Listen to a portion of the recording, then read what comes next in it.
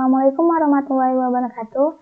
Perkenalkan, nama saya Kamila Melinda, NIM C0E020008, Prodi Keuangan Daerah tahun 2020. Di sini saya akan mempresentasikan hasil makalah saya yang berjudul tentang persamaan dasar akuntansi. Baiklah, saya mulai presentasinya. Yang pertama, saya akan menjelaskan tentang pengertian persamaan dasar akuntansi. Persamaan dasar akuntansi adalah komponen yang membentuk dasar untuk semua sistem akuntansi. Bahkan untuk seluruh konsep akuntansi integranda didasarkan pada persamaan dasar akuntansi. Arti dari konsep akuntansi integranda adalah prinsip pembukuan transaksi yang memegang persamaan dasar akuntansi agar tetap seimbang. Selanjutnya mengenai rumus persamaan dasar akuntansi.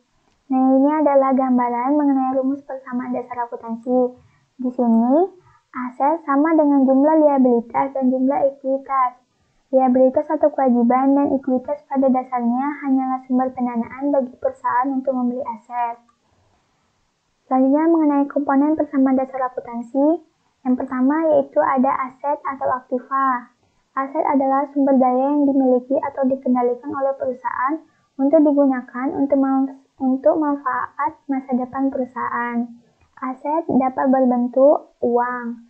Beberapa contoh aset yang umum, yang pertama yaitu ada aset lancar, contohnya kas, piutang biaya.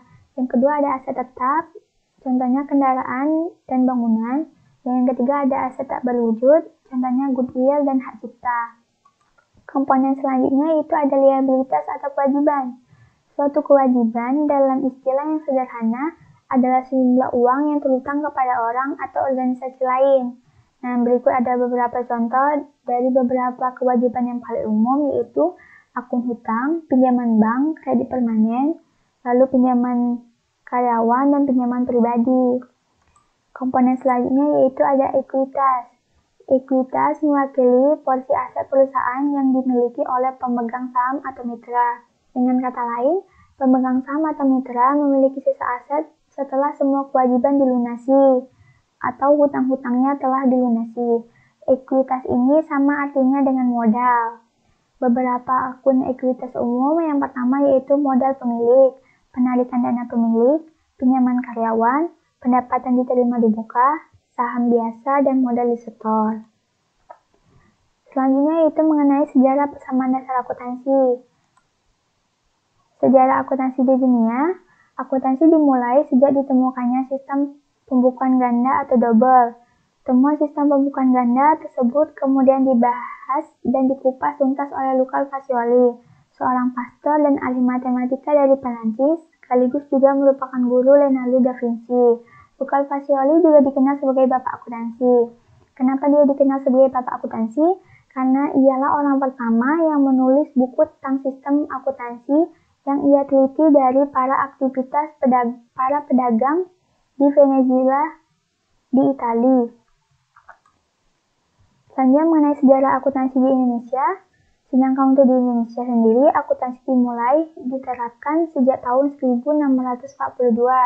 Akan tetapi bukti yang jelas terdapat pada pembukuan Ancient Section yang berdiri di Jakarta sejak 1747.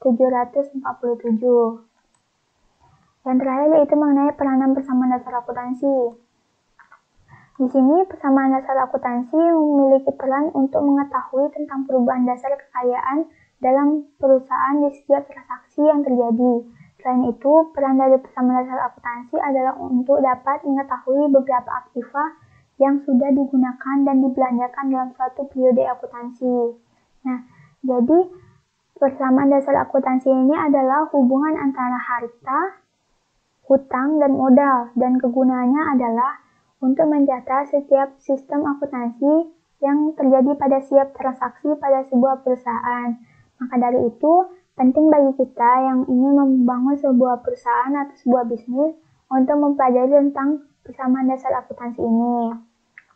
Itulah sedikit presentasi atau penjelasan saya mengenai makalah saya. Apabila ada kesalahan kata, saya mohon maaf dan saya akhiri. Wassalamualaikum warahmatullahi wabarakatuh.